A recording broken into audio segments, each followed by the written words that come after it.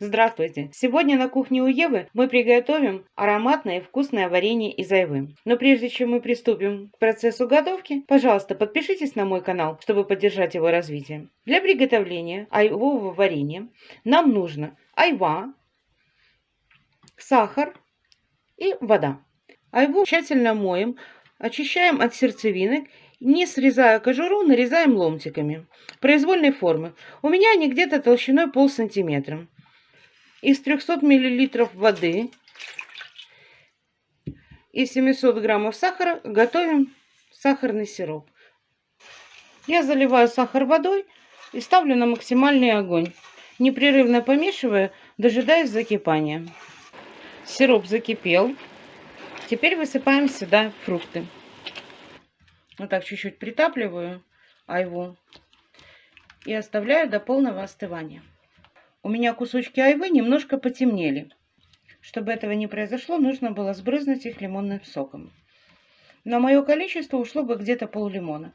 Но так как при варке варенье все равно поменяет цвет, а кислоты в айве и так хватает, я считаю, что можно обойтись и без лимона. Прошло 6 часов, сироп полностью остыл, кусочки айвы пропитались, и мы начинаем кипятить наше варенье. Варенье закипело, теперь проварим его 5 минут и отставим в сторону до полного остывания. Так как у меня конфорка не такого размера, как дно тазика, я буду непрерывно помешивать в течение этих 5 минут. 5 минут прошло, я выключаю плиту и оставляю варенье остывать. Прошла ночь, это около 14 часов, и снова ставлю вариться варенье.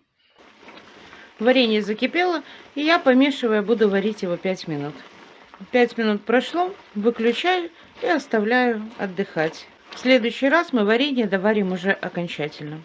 Варенье остыло, теперь мы будем его доваривать. Варить мы его будем до тех пор, пока айва не поменяет цвет. Варить мы будем приблизительно полчаса. Может быть чуть меньше, может быть чуть дольше. Это зависит только от объема айвы, от плиты, от посуды, в которой вы варите. Ведь чем шире посуда, тем большая площадь испарения, тем быстрее загустевает. Пока варенье будет вариться, мы простерилизуем баночки. Я стерилизую в духовке. Ставлю банки в холодную духовку, включаю ее на 100 градусов, 120 вот так. И оставляю после того, как наберет температуру, на 5-10 минут. А крышки по старинке я простерилизую в кастрюльке. Можно их просто залить кипятком, но мне кажется, что надежнее все-таки, когда они хотя бы минут 10 покипят. Варенье активно закипело. Теперь сделаю температуру плиты меньше, чтобы не бурно кипело. И буду вываривать лишнюю влагу. В принципе, варенье уже практически готово.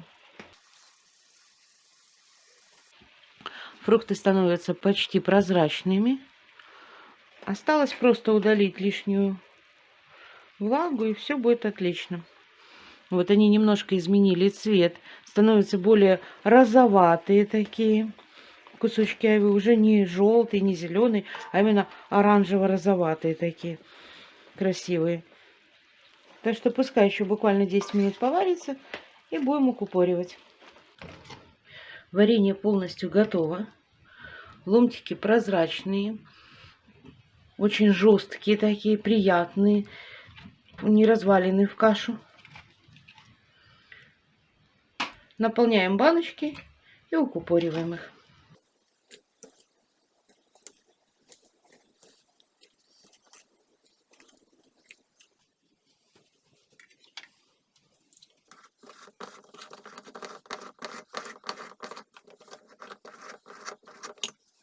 Закатанную банку переворачиваю и оставляю остывать. Оставшееся варенье я выкладываю в пиалочку. Это будет нам угощение к чаепитию.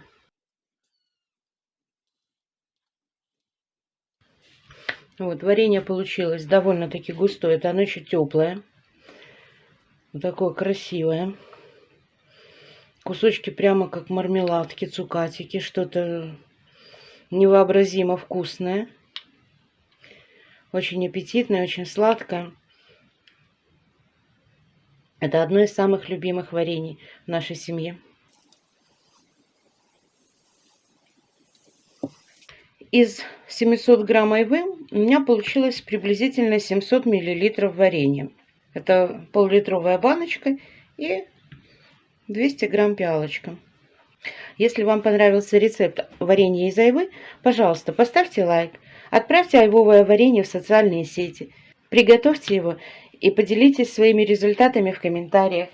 А также не забудьте подписаться и нажать на колокольчик, чтобы не пропустить новые вкусные рецепты. Приятного аппетита всем! Пока-пока!